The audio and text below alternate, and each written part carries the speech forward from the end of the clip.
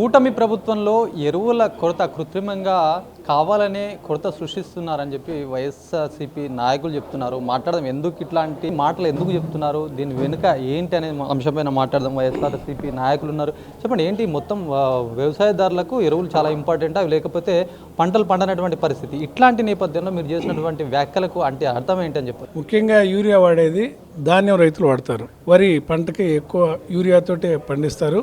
ఈ రాష్ట్రంలో ఇప్పుడు రాష్ట్ర ప్రభుత్వం 20% ఇండెంట్ తగ్గించి తెచ్చుకుంది.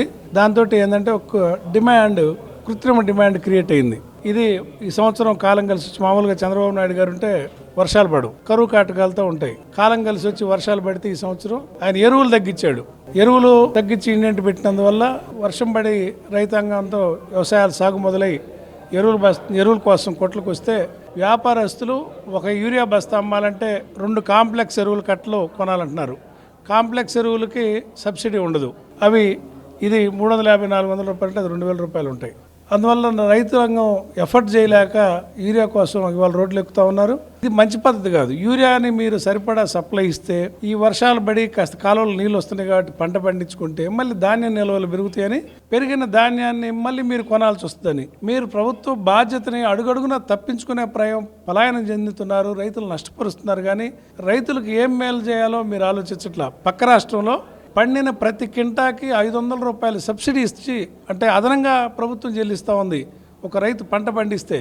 ఇవాళ మీరు యూరియాలే సప్లై చేయలేకపోతే దివాలా కోరుతాను అని సందర్భంగా తెలియజేస్తా ఉన్నాం.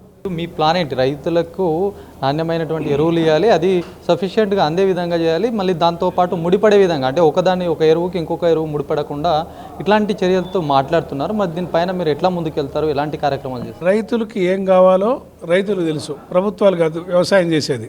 రైతాంగం వ్యవసాయం చేస్తుంది. వాళ్ళ అనుభవాల కొద్దీ వాళ్ళు ఏ ఎరువులు వాడాలో వాళ్ళకి తెలుసు. రైతులు సబ్సిడీ ఎరువులు కోరుకుంటారు.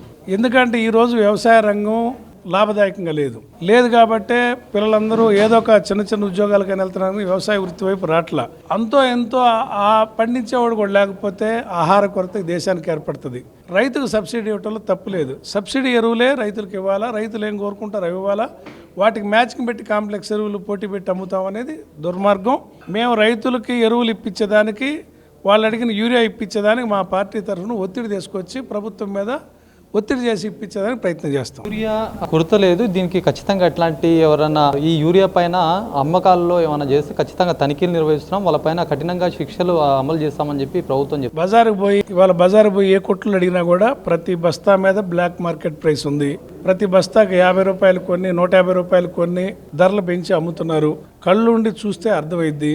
అక్కడ దాకెందుకు, మెయిన్ జ్యోతి పేపర్లో ఫ్రంట్ పేజీలో మెయిన్ ఎడిషన్లో యూరియా కొరత లేదని చంద్రబాబు నాయుడు స్టేట్మెంట్ ఉంటుంది. జిల్లా ఎడిషన్లో వచ్చేసరికి యూరియా కోసం బారులు తీరిన రైతులు అని ఉంటుంది. వాళ్ళకే క్లారిటీ లేదు. ప్రభుత్వం వాళ్ళ మీడియాను చూసుకుంటే అర్థమైంది. యూరియా తిప్పలైతే తప్పడం లేదు రాష్ట్రంలో అన్నట్టుగా వైఎస్ఆర్సీపీ నాయకులు చెప్తున్నారు. ఎందుకంటే పక్క రాష్ట్రంతో పోలిస్తే అక్కడ మద్దతు ధర క్వింటాలకు ఇస్తున్నారు, ఇక్కడ కనీసం రైతుని సపోర్ట్ చేయడం లేదని చెప్పి వాళ్ళు మండిపడుతున్నటువంటి సిచ్యువేషన్గా చెప్పొచ్చు. కెమెరా పర్సన్ సందీప్తో శ్రీనివాస్, అభినవ్ భారత్, ఒంగోలు నుంచి.